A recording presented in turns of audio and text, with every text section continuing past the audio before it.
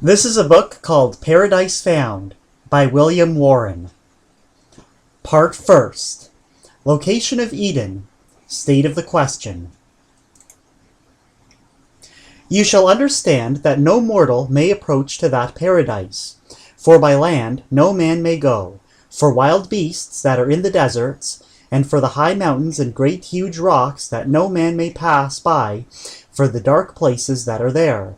And by the rivers no man go, for the water runs so roughly and so sharply, because it comes down so outrageously from the high places above, that it runs in so great waves that no ship may row or sail against it, and the water roars so, and makes so huge a noise, and so great a tempest, that no man may hear another in the ship, though he cried with all the might he could. Many great lords have assayed with great many times to pass by those rivers towards paradise, with full great companies. But they might not speed in their voyage, and many died for weariness of rowing against the strong waves, and many of them became blind, and many deaf, from the noise of the water, and some perished and were lost in the waves, so that no mortal man may approach to that place without the special grace of God. Sir John de Montville. Chapter 1. The Results of Explorers, Historic and Legendary. Man lernt die Welt amt bisschen durch Reisen kennen. K.H.W. Volker. One of the most interesting and pathetic passages to be found in all literature is that in which Christopher Columbus announces to his royal patrons his supposed discovery of the ascent to the gate of the long-lost Garden of Eden. With what emotions must his heart have thrilled us! Steering up this ascent, he felt his ships smoothly rising towards the sky, the weather becoming milder as he rose. To be so near the paradise of God's own planting, to be the first discoverer of the way in which the believing world could at length, after so many ages, once more approach its sacred precincts, even if forbidden to enter. What an exquisite experience it must have been to be the lonely spirit of that great explorer. It is his third voyage. He is in the Gulf of Paria to the north or northwest of the mouth of the Orinoco. In his loyal epistle to Ferdinand and Isabella, thus he writes, "The Holy Scriptures record that our Lord made the earthly paradise and planted in it the tree of life, and thence springs a fountain from which the four principal rivers of the world take their source, namely, the Ganges in India, the Tigris and Euphrates, and the Nile. I do not find, nor have ever found, any account by the Romans or Greeks which fixes in a positive manner the site of the terrestrial paradise. Neither have I seen it given in any mappamondi laid down from authentic sources. Some placed it in Ethiopia at the sources of the Nile, but others, traversing all these countries, found neither the temperature nor the altitude of the sun correspond with their ideas respecting it, nor did it appear that overwhelming waters of the deluge had been there. Some pagans pretended to adduce arrangements to establish that it was the Fortunate Islands, now called the Canaries. St. Isidore, Bede, and Strabo, and the master of scholastic history, with St. Ambrose and Scotus, and all the learned theologians agree that the earthly paradise is in the east. I have already described my ideas concerning this hemisphere and its form, and I have no doubt that if I could pass below the equinoctial line after reaching the highest point of which I have spoken, I should find a much milder temperature and a variation in the stars and in the water. Not that I suppose that elevated point to be navigable, nor even that there is water there. Indeed, I believe it is impossible to ascend thither, because I am convinced that it is the spot of the earthly paradise, where no man can go but by God's permission. But this land, which is your highnesses have now sent me to explore, is very extensive, and I think there are many other countries in the south, of which the world has never had any knowledge. I do not suppose that the earthly paradise is in the form of a rugged mountain, and the descriptions of it have made it appear, but that it is on the summit of the spot which I have described as being in the form of the stalk, or stem end, of a pear. The approach to it from a distance must be by a constant and gradual ascent. But I believe that, as I have already said, no one could ever reach the top. I think also that the water I have described may proceed from it, though it be far off, and that stopping at the place I have just left, it forms this lake. There are great indications of this being the terrestrial paradise, for its situation coincides with the opinions of the holy and wise theologians whom I have mentioned, and, moreover, the other evidences agree with the supposition, for I have never either read or heard of fresh water coming in so large a quantity, in close conjunction with the water of the sea. The idea is also corroborated by the blandness of the temperature, and if the water of which I spake does not proceed from the earthly paradise, it seems to be a still greater wonder, for I do not believe that there is any river in the world so large and deep.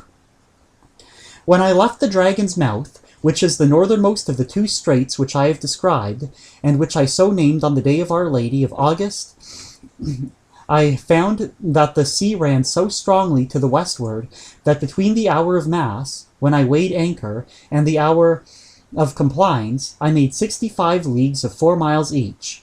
And not only was the wind not violent, but on the contrary very gentle, which confirmed me in the conclusion that in sailing southward there is a continuous ascent, while there is a corresponding descent towards the north.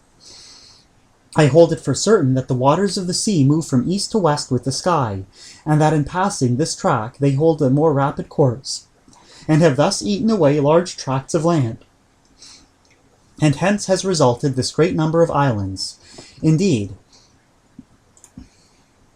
these islands themselves afford an additional proof of it, for on the one hand, all those which lie west and east, or a little more obliquely northwest and southeast, are broad, while those which lie north and south, or northeast and southwest, that is, in a directly contrary direction to the said winds, are narrow.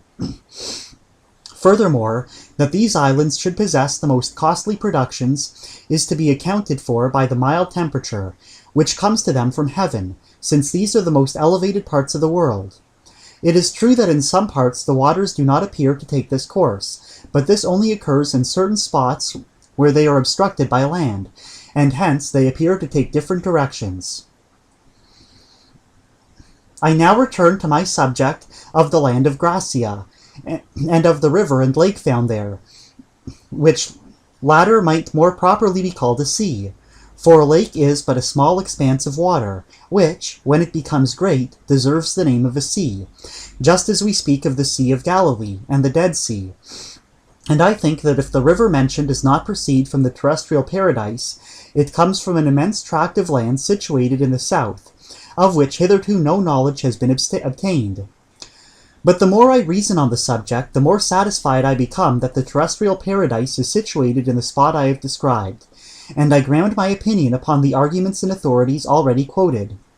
May it please the Lord to grant your highnesses a long life, and health and peace, to follow out so noble an investigation, in which I think our Lord will receive great service, Spain considerable increase of its greatness, and all Christians much consolation and pleasure, because by this means the name of our Lord will be published abroad.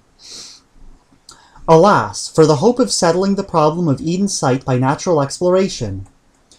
Columbus never lived to find his paradise, and geographers have long ago ascertained that the golden summit of the world is not in Venezuela, nor in any of its neighbor states. Of course Columbus supposed himself to be off the eastern coast, not of a new continent, but of Asia. His idea of the location of the terrestrial paradise as in, or to the eastwards of, farther India was the prevailing idea of his age. The Hereford map of the world, dating from the 13th century, represents the favored spot as a circular island to the east of India, and as separated from the mainland not only by the sea, but also by a battlemented wall, with its one gate to the west, through which our first parents were supposed to have been expelled. Hugo de Saint Victor wrote, "Paradise is a spot in the Orient productive of all kinds of woods and promiferous trees. It contains the tree of life. There is neither cold nor heat there, but perpetually an equable temperature. It contains a fountain which flows forth in 4 rivers." So Gautier de Metz, in a poem written by the 13th century, describes the terrestrial paradise as situated in an unapproachable region in Asia, surrounded by flames, and guarded at its only gate by an armed angel. In the year 1322, Sir John de Monville made his memorable pilgrimage to the east. In his account of these travels, after describing the marvelous kingdom of Prester John in India, he says, "And beyond the land and isles and deserts of Prester John's lordship, in going straight towards the east, men find nothing but mountains and great rocks, and there is the dark region where no man may see, neither by day nor by night, as they of the country say. And that desert and that place of darkness lasts from this coast unto terrestrial paradise, where Adam, our first father, and Eve were put, who dwelt there but a little while, and that is towards the east, at the beginning of the earth. Of paradise I cannot speak properly, for I was not there. It was far beyond, and I repent not going there, but I was not worthy. But as I have heard say of wise men beyond, I shall tell you with good will. Terrestrial paradise, as wise men say, is the highest place of the earth, and it is so high that it nearly touches the circle of the moon there, and the moon makes her turn. For it is so high that the flood of Noah might not come to it. That would have covered all the earth of the world, and about and above and beneath except paradise. And this paradise is enclosed all about with a wall, and men know not whereof it is, for the wall is covered all over with moss, and it seems not that the wall is natural stone. And that wall stretches from the south to the north, and it has but one entry, which is closed with burning fire, so that no man that is mortal dare enter. And in the highest place of paradise, exactly in the middle, is a well that casts out 4 streams, which run by divers lands, of which the first is called Pison, or Ganges, that runs through India, or Emlak, in which river are many precious stones, and much lignum, aloes, and much sand of gold. And the other river is called Nile, or Gyson, which goes through Ethiopia, and after through Egypt. And the other is called Tigris, which runs by Assyria and by Armenia the Great. And the other is called Euphrates, which runs through Media, Armenia, and Persia. And men there beyond say that all sweet waters of the world, above and beneath, take their beginning from the well of paradise, and out of that well all waters come and go. Various writers and mapmakers of the same age seem very evidently to have identified the paradise of Genesis with the island of Ceylon. Even to this day, a mount near the center of the island bears the name of Adam's Peak. According to Mohammedan tradition, this was only so called because it was the place where Adam alighted when cast out of the true celestial paradise in heaven. Nevertheless, Christian tradition or legend long lingered about Ceylon as the genuine spirit of primitive Eden. In entire accord with this view is the remarkable story of Prince Eirik, as told in an Icelandic saga of the 14th century. Mr. Baring Gould, in a style not very reverent, has summarized the tale as follows. Eirik was son of Thrand, king of Drontheim, and having taken upon him a vow to explore the deathless land, he went to Denmark, where he picked up a friend of the same name as himself. They then went to Constantinople, and called upon the emperor, who held a long conversation with them, which is duly reported, relative to the truths of Christianity and the sight of the deathless land, which, he assures them, is nothing more nor less than paradise. The world, said the monarch, who has not forgotten his geography since he left school, is precisely 180,000 stages round, about 1,000,000 English miles, and it is not propped up on posts, not a bit. It is supported by the power of God, and the distance between the earth and heaven is 100,045 miles. Another MS reads 9,382 miles. The difference is immaterial. And round about the earth is a big sea called Ocean. And what's to the south of the earth? Asks Eirik. Oh, there is the end of the world, and that is India. And pray, where am I to find the deathless land? That lies, paradise I suppose you mean, well, it lies slightly east of India. Having obtained this information, the two Eiriks stated, furnished with letters from the Greek emperor. They traversed Syria and took ship, probably at Balsora. Then, reaching India, they proceeded on their journey on horseback, till they came to a dense forest, the gloom of which was so great, through the interlacing of the boughs, that even by day the stars could be observed twinkling, as though they were seen from the bottom of a well. On emerging from the forest, the two Eirics came upon a strait, separating them from a beautiful land, which was unmistakably paradise. And the Danish Eirik, spent on displaying his scriptural knowledge, pronounced the strait to be the river Pison. This was crossed by a stone bridge, guarded by a dragon.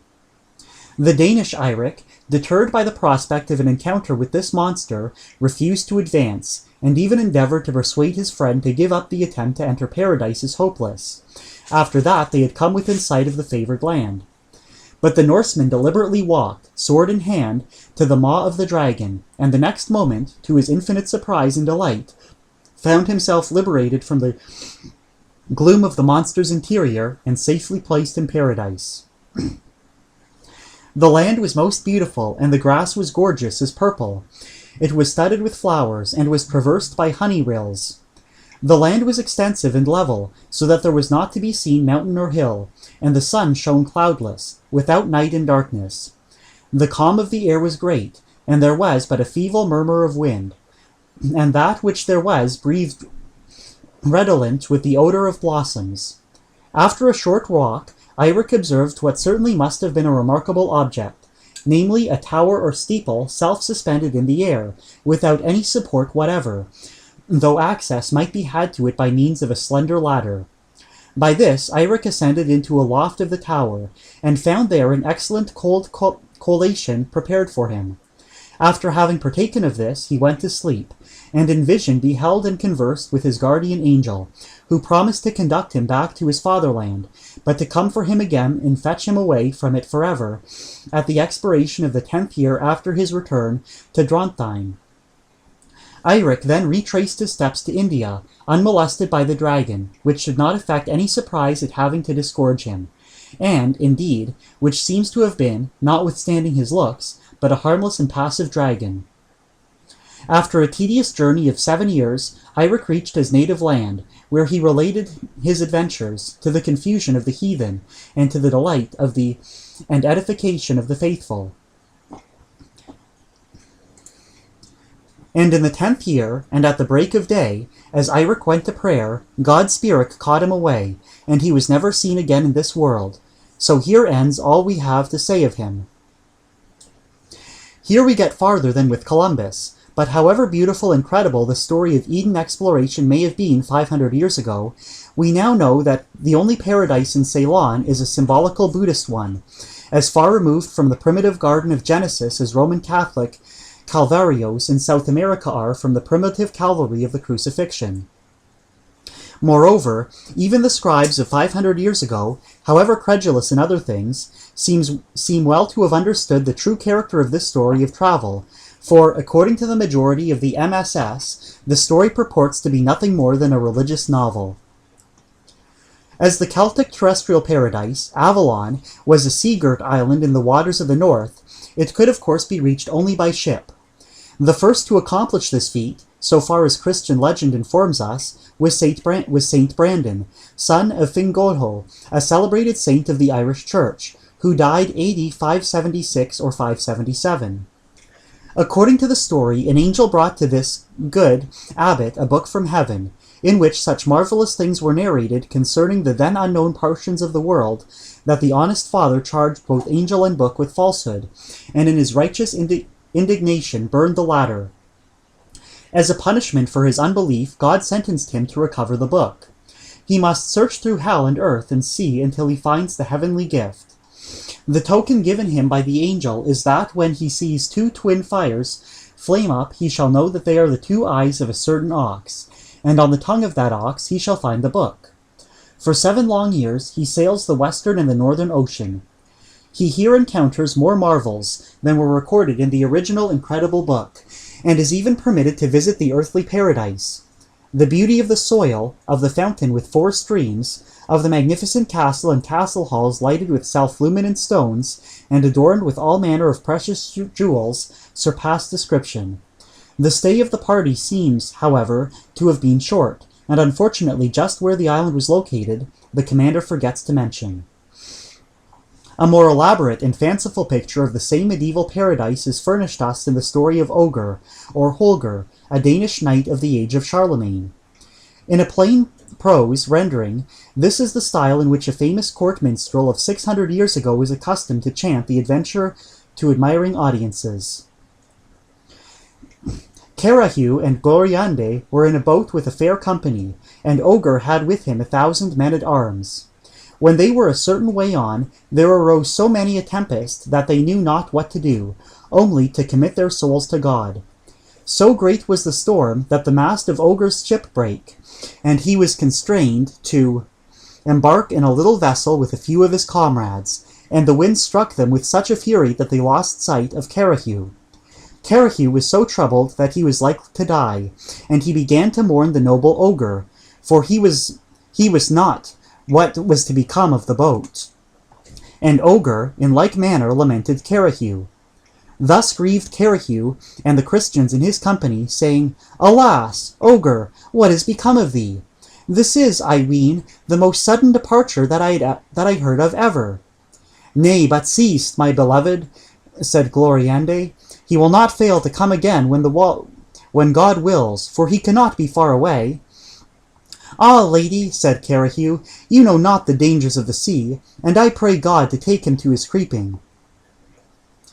Now I will leave, speaking of Carahu, and return to Ogre, who was in peril, and yet was ever grieving for his friend, and saying, Ah, Carahu, hope of the remaining days of my life, thou whom I loved next to God, how has God allowed me to lose so soon you and your lady? At that moment the great ship, in which Ogre had left his men-at-arms, struck against a rock, and he saw them all perish, at which sight he was like to die of grief. And presently a lodestone rock began to draw towards it the boat in which Ogre was. Ogre, seeing himself thus taken, recommended his soul to God, saying, My God, my Father and Creator, who hast made me in thine image and semblance, have pity on me now, and leave me not here to die. For that I have used my power as was best to the increase of the Catholic faith. But it must be that thou take me. I commit to thy care my brother Gaiu, and all my relatives and friends, especially my nephew Gautier, who is minded to serve thee, and bring the Paynim into thy holy church. Ah, my God! I had known in the peril of this adventure, I should never have abandoned the beauty, sense, and honour of Clarice, Queen of England. Had I but gone back to her, I should have seen, too, my redoubted sovereign, Charlemagne, with all the princes who surround him. Meanwhile the boat continued to float upon the water till it reached the lodestone castle, which they call the Chateau d'Avalon, which is but a little way from the earthly paradise, whither were snatched in a beam of fire Elias and Enoch, and where was Moreau la Fée, who at his birth had given him such great gifts. Then the mariners saw well that they were drawing near to the lodestone rock, and they said to Ogre, My lord, commend thyself to God, for it is certain that at this moment we are to come to our voyage's end. And as they spake, the bark with a swing attached to itself to the rock, as though it were cemented there. That night Ogre thought over the case in which he was, but he scarce could tell of what sort it might be.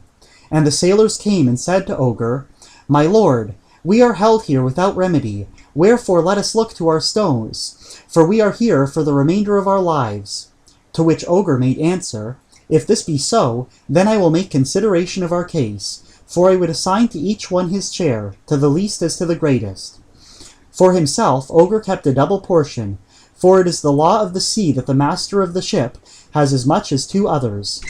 But if that rule has not been, he would still have needed a double quantity, for he ate as much as 2 common men.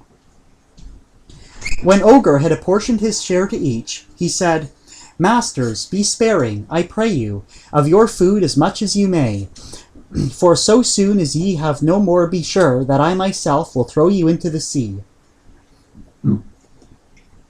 The skipper answered him, My lord, thou wilt escape no better than we. Their food failed them all, one after another, and Ogre cast them into the sea, and he remained alone. Then he was so troubled that he knew not what to do. Alas, my God, my Creator, said he, hast thou at this hour forsaken me? I have now no one to comfort me in my misfortune. Thereupon, whether it were his fantasy or no, it seemed to him that a voice replied, God orders that it so soon as it be night, thou go to a castle after thou hast come to an island which thou wilt presently find. And when thou art on the island, thou wilt find a small path leading to the castle. And whatsoever thing thou seest there, let not that affray thee. And Ogre looked, but wist not who had spoken. Ogre waited the return of night, to learn the truth of that which the voice foretold, and he was so amazed that he wist not what to do, but set himself to the trial. And when night came, he committed himself to God, praying him for mercy, and straightway he looked and beheld the castle of Avalon, which shone wondrously. Many nights before he had seen it, but by day it was not visible. Howbeit, so soon as Ogre saw the castle, he set about to get there. He saw before him the ships that were fastened to the lodestone rock, and now he walked from ship to ship, and so gained the island. And when there, he at once set himself to scale the hill by a path which he found. When he reached the gate of the castle, and sought to enter, there came before him 2 great lions, who stopped him and cast him to the ground. But Ogre sprang up and drew his sword, curtain, and straightway left one of them in twain. Then the other sprang and seized Ogre by the neck, and Ogre turned round and stuck off his head. When Ogre had performed this deed, he gave thanks to our Lord, and then he entered the hall of the castle, where he found many viands and a table set as if one should dine there, but no prince nor lord could see. Now he was amazed to find no one, save only a horse, which sat at the table as if it had been a human being.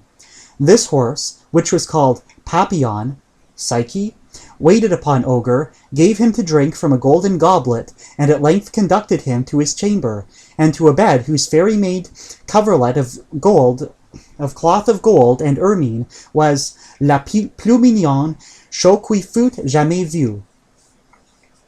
When Ogre awoke, he thought to see Papillon again, but could see neither him, nor man, nor woman, to show him the way from the room. He saw a door, and having made the sign of the cross, sought to pass out that way. But as he tried to do this, he encountered a serpent, so hideous that the like had scarce been seen. It would have thrown itself upon Ogre, but that the knight drew his sword and made the creature recoil more than 10 feet. But it returned with a bound, for it was very mighty, and the twain fell to fight. And now, as Ogre saw that the serpent pressed hard upon him, he struck at it so doughtily with his sword that he severed it in twain. After that, Ogre went along a path which led him to a garden, so beauteous that it was in truth a little paradise, and within were fair trees, bearing fruit of every kind, of tastes diverse, and of such sweet odors that he never smelt trees like them before. Ogre, seeing these fruits so fine, desired to eat some, and presently he lighted upon a fine apple tree, whose fruit was like gold, and of these apples he took one and ate. But no sooner had he thus eaten than he became so sick and weak that he had no power nor manhood left. And now again he commended his soul to God and prepared to die. But at this moment, turning round, he was aware of a fair dame, clothed in white, and so richly adorned that she was a glory to behold. Now as Ogre looked upon the lady without moving from his place, he deemed that she was Mary the Virgin, and said, Ave Maria, and saluted her. But she said, Ogre, think not that I am she whom you fancy. I am she who is at your birth, and my name is Morglafay, and I allotted you a gift which was destined to increase your fame eternally through all lands. But now you have left your deeds of war to take with ladies your solace. For as soon as I have taken you from here, I will bring you to Avalon, where you will see the fairest noblesse in the world.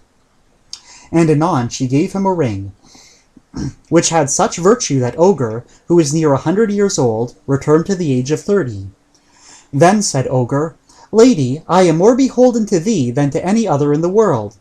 Blessed be the hour of thy birth, for, without having done aught to deserve at your hands, you have given me countless gifts, and this gift of new life above them all.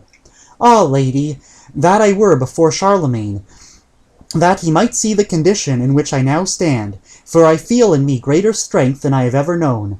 Dearest, how can I make return for the honor and great good you have done me? But I swear that I am at your service all the days of my life. Then Morg took him by the hand and said, "My loyal friend, the goal of all my happiness, I will now lead you to my palace in Avalon, where you will see of noblesse the greatest and damosels the fairest." And she took Ogre by the hand and led him to the castle of Avalon, where was King Artus, and Oberon, and Malambron, who was a sea fairy. As Ogre approached the castle, the fairies came to meet him, dancing and singing marvelous sweetly. And he saw many fairy dames, richly crowned and apparelled. And presently came Arthur, and Morg called him, and said, "Come hither, my lord and brother, and salute the fair flower of chivalry, the honour of the French noblesse, him in whom all generosity and honour and every virtue are lodged, Ogre le Danois, my loyal love, my only pleasure, in whom lies for me all hope and happiness." Then Morg gave Ogre a crown to wear, which was so rich that none here could count its value, and it had beside a wondrous virtue, for every man who bore it on his brow forgot all sorrows and sadness and melancholy, and he thought no more of his country nor of his kin that he had left behind him in the world. When leave Ogre thus, bien assis and entenu des dames qui s'étaient malvielles, and returned to the earth, where things were not going so well, for while Ogre was in fair the Paynim assembled all the forces, and took Jerusalem, and proceeded to lay siege to Babylon, that is, Cairo. Then the most valiant knights who were left on earth, Moisant, and Florian, and Carahu, and Gautier, Ogre's nephew, assembled all their powers to defend this place. But they lamented greatly because Ogre was no more, and a great battle took place without the walls of Babylon, in which the Saracens, assisted by a renegade, the Admiral Gandis, gained the victory. Ogre had been long in the castle of Avalon, and had begotten a son by Morg, when she, having heard of these doings and the danger to Christendom, deemed it needful to awake Ogre from his blissful forgetfulness of all earthly things, and tell him his presence was needed in this world once more. Thereupon follows an account of Ogre's returning to earth, where no one knew him, and all were astonished at his strange garb and bearing. He inquired for Charlemagne, who had been long since dead. The generation below Ogre had grown to be old men, yet he still had the habit of a man of 30. We need not wonder that his talk excited suspicion, but at length he made himself known to the King of France, joined his army, and put the Paynim to fight. He now had forgotten his life in fair fairy. He was beloved by the Queen of France. The king had been killed, and was about to marry her, when Morg again appeared and carried him off to Avalon. Looking back over this long story to see just where it locates its paradise, and how one could get there, we find the data extremely few and discouraging. And the older story in Plutarch, respecting the same Isle of Blessedness, is not less destitute of indications as to exact loyalty. Going some centuries farther back, we find another traveler who says he claims to have been in the terrestrial paradise. He says, "As I looked towards the north, over the mountains, I saw 7 mountains full of precious balsam and odorous trees and cinnamon and pepper. And from thence I went over the summits of these mountains far toward the east, and passed on still farther over the sea and came far beyond it. And I came into the garden of righteousness, and saw a many-colored crowd of trees of every kind, for many and great trees flourish there, very noble and lovely, and the tree of wisdom, which gives wisdom to anyone who eats of it. It is like the Johannes bread tree. Its fruit is like a cluster of grapes, very good, and the fragrance of the tree spreads far around. And I said, Fair is this tree, and how beautiful and ravishing its look. And the holy angel Raphael, who is with me, answered and said to me, This is the tree of wisdom of which thy forefathers, thy hoary first parent, and thy aged first mother ate, and round the knowledge of wisdom, and their eyes were opened, and they knew that they were naked, and were driven out of the garden." This favored explorer, who had the special advantage of being guided by a holy angel, was the unknown author of the Book of Enoch, which writing is believed by some to be as old as the 2nd century before Christ. No one can read many chapters of his production, however, without arriving at the firm conclusion that sacred geography has very little to hope from such a source, however ancient. Coming down to the travelers of our own time, we fare no better, even though they do not tax our credulity with stories of angelic guides or of guardian dragons. One, writing only 10 years ago, professedly from the very garden itself, momentarily raises our expectations when he says, "Discoveries made within the last decade tend to confirm the supposition that the primeval abode of man was near the confluence of the Euphrates and the Tigris, and it is not too much to anticipate the exhuming of inscribed tablets which will fully establish this belief. But as suddenly as our hopes are excited, so suddenly do they die away in disappointment. Incredulous critics greet the suggestion of exhuming inscribed tablets on the subject with a chorus of derisive laughter. The author himself does not venture to give any of the discoveries made within the last decade, which tend to confirm the notion that Eden was located at the point described. On the contrary, in the immediately following sentence, he takes leave of the subject, and in so doing gives us over to his own admitted uncertainty in the following terms. And although, after the lapse of so many centuries, exact correspondence of topography is not to be expected, yet guided by the general features of the scene rather than by the minuter ones, the present traditional Garden of Eden may be accepted until another has been discovered and its identity more clearly proved. In such darkness dies out the kindred hope. Meantime, in a letter to Sir Roderick Murichson, published in the Athenaeum, not far from the same date, the indefatigable Livingstone disclosed the secret of his tireless perambulations through Central Africa. He believed that at the sources of the Nile, could he once discover them, he would stand upon the site of the primeval paradise. Evidently, exploration, wonderful as have been its achievements, has not yet solved the problem of the site of Eden. To this day, the word of Pindar, uttered 500 years before Christ, has remained true. Neither by taking ship, neither by any travel on foot, to the Hyperborean field, shalt thou find the wondrous way. Yeah.